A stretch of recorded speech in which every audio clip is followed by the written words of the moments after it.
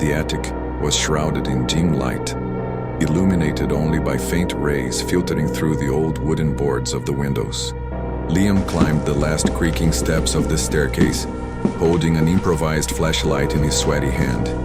"There's nothing here but old junk," he muttered to himself, trying to shake off the strange feeling growing in his chest. But something pulled him toward this abandoned space, a curiosity he couldn't quite explain. His footsteps echoed through the empty space, interrupted only by the occasional creak of the floor beneath his worn sneakers. Dusty boxes were stacked almost to the ceiling, some labeled by hand, others completely unmarked. He opened one at random, finding yellowed photo albums and broken toys. Nothing seemed out of the ordinary, until his eyes caught something different in the corner of a shelf. In the corner of a shelf, almost hidden behind old magazines, there was an ancient VHS tape. The tape had a handwritten label, but the handwriting was smudged, nearly illegible. He managed to make out only 2 words: Liam, 5 years old. "Is this mine?" he wondered, confused. Curious, he picked up the tape and examined it more closely. There was something about it that unsettled him, though he couldn't quite put his finger on it. Deciding to investigate further, Liam ran down the stairs to the living room. An old VCR was still connected to the TV, dusty but functional. He hesitated before inserting the tape. "Maybe it's just nonsense," he said to himself. When the screen flickered to life, static and horizontal lines filled the image, typical of old, poorly preserved videos. A little boy playing in the backyard appeared on the screen. It was him, at 5 years old, laughing as he swung on a rusty swing. "How strange," he murmured. He didn't remember that scene.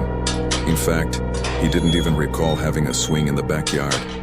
As he watched the tape, Liam noticed something was off about the scenes. Every time he appeared playing, there was a strange shadow in the background, almost imperceptible. In cada scena, at first it was just a dark blur, but as he progressed through the tape, the shadow seemed to take shape, slowly moving closer to him in each scene. He paused the image several times, trying to understand what he was seeing. Was it a camera trick or his mind playing tricks on him? The sound in the background changed. What had once sounded like a muffled cry now turned into distorted whispers, like voices, echoing from far away. Liam adjusted the TV volume, thinking he might be imagining things, but the whispers continued, growing clearer, though still unintelligible. He glanced over his shoulder at the rest of the room, half expecting to see someone there, but he was alone, save for the constant of the TV. On the screen, the shadow was now close enough to be recognizable. It was a human figure, but its outlines were indistinct, as if made of smoke.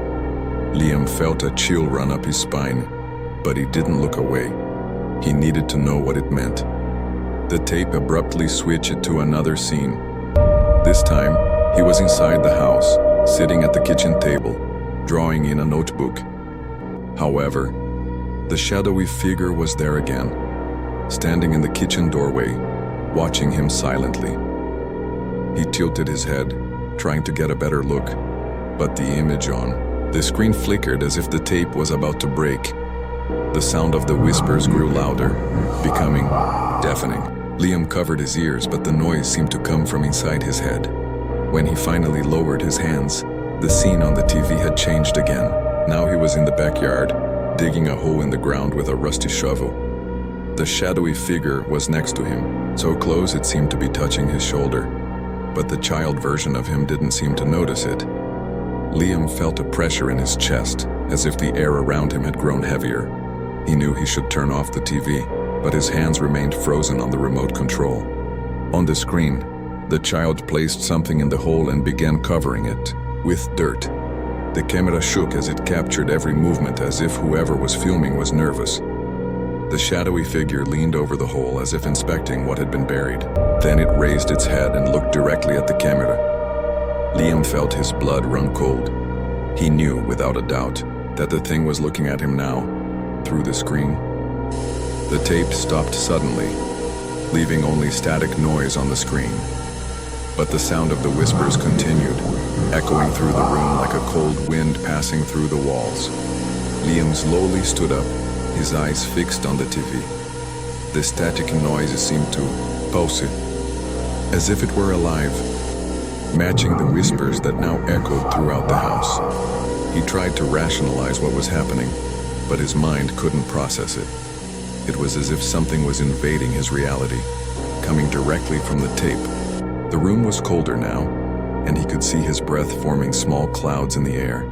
The whispers turned into fragmented words, almost understandable. "You know," was what he managed to make out, though the voice was distorted as if coming from another world.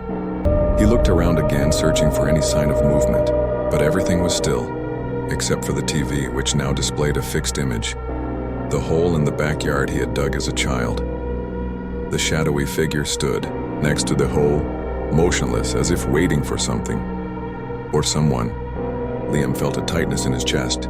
He knew he should leave, run far away from that house, but his feet remained rooted to the floor, as if an invisible force was holding him there. The TV flickered, and the image changed again. Now he saw himself as a child, sitting next to the hole, crying. The camera shook violently, as if whoever was filming was afraid. The shadowy figure appeared behind him in the scene, leaning over the boy. Then it extended a dark hand and touched his shoulder.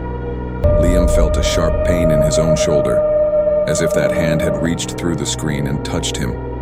He recoiled, frightened, and looked at the spot where the pain had appeared. There was nothing there, just the crumpled fabric of his shirt and the warmth of his own skin. But the sensation was real as the cold that now filled the room. The TV flickered again, and the image froze on a close-up of the shadowy figure. Its eyes glowed with a sinister light, like two burning embers.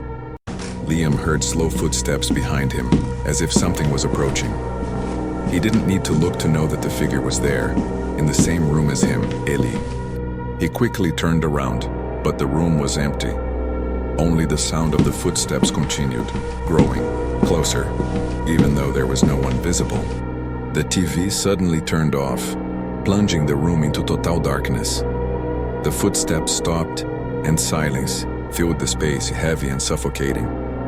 Liam fumbled blindly, trying to find the light switch. His hands trembled as he searched, desperate to illuminate the oppressive darkness. When he finally found the switch and turned on the light, he saw something that made his heart stop. The hole he had dug in the backyard years ago was now in the middle of the room, open and dark.